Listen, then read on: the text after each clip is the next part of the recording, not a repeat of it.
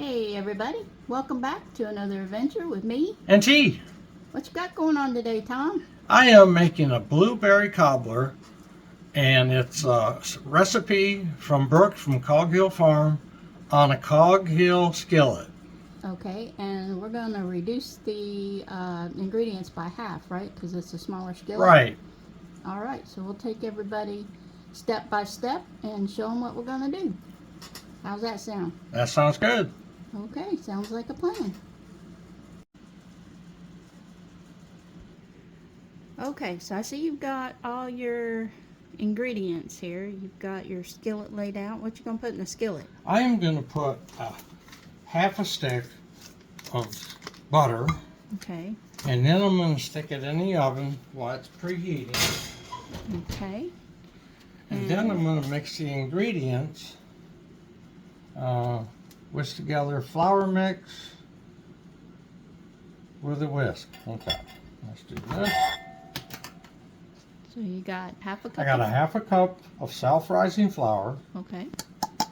and I got a half a cup of granulate sugar, Okay. and I got a half a cup of milk, Okay. and we're going to whisk this together. All right. That sounds like a plan. Now you don't want to over whisk it, you just want to mix real well. That way everything works out fine. And you don't get any lumps or bumps. No lumps or bumps.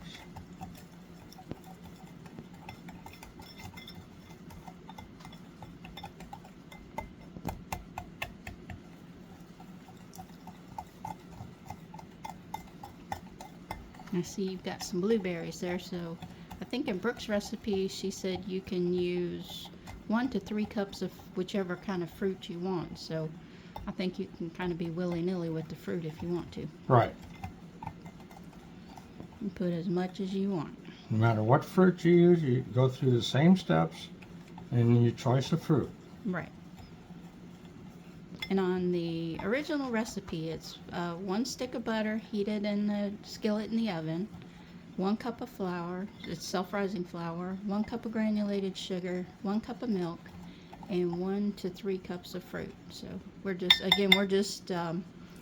using half of the recipe, mainly because I can't have it. Trying to avoid diabetes here, and Tom loves cobbler, so if he had a big giant cobbler, he would eat a big giant cobbler. Huh. Make sure it has ice cream. With plenty of ice cream.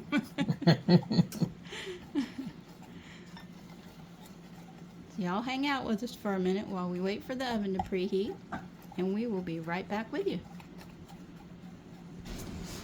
Okay, so your oven is preheated and you've got your butter melted, so what's your next step there? Next step is put the batter in the skillet.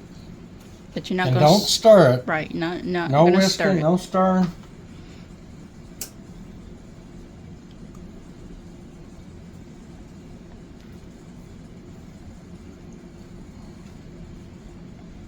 Isn't that the cutest little skillet you ever did see? It is. All right. Now, the next step is put the blueberries in, Okay, or whichever fruit you prefer. right.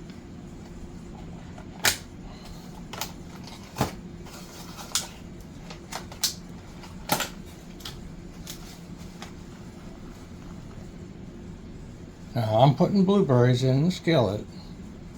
You can put how many, whatever you like to eat. You like a lot of blueberries, put a lot of blueberries in it.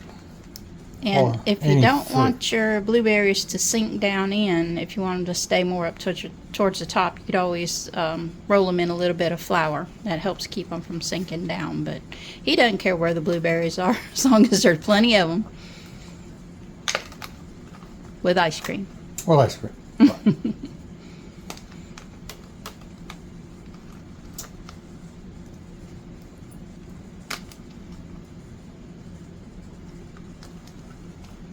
That probably ought to do it. Okay, so you're gonna pop that in the oven for about an hour at 375, right? Actually, Brooke recommends an hour for baking, but you gotta check it after 40 minutes. Make Okay. sure your oven's not cooking different from somebody else's oven. Okay. Well, ours is 20 years old, so it'll probably take an hour and a half. Got it? Okay, it's in the oven, and we are just now in waiting mode.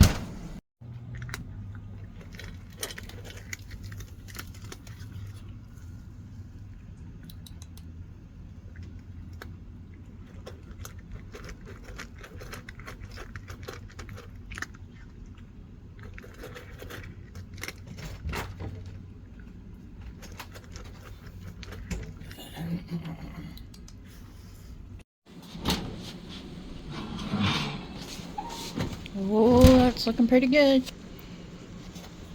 Okay, everybody, the cobbler looks like it is done. It took about 45 minutes in the smaller skillet, and we're gonna let that cool off for a little while, and then Tom's gonna taste test it for you. I am. Y'all stay tuned. Okay, ready for the taste test.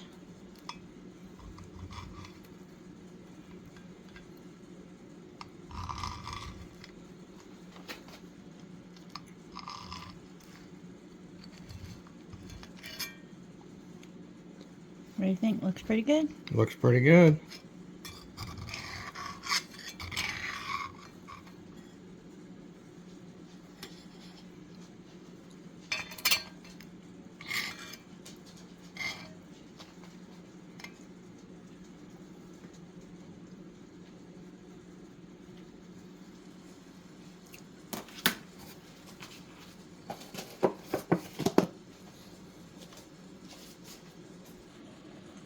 Okay, time for the official taste test. Tastes good. Thanks, Brooke, from Cog Hill Farm.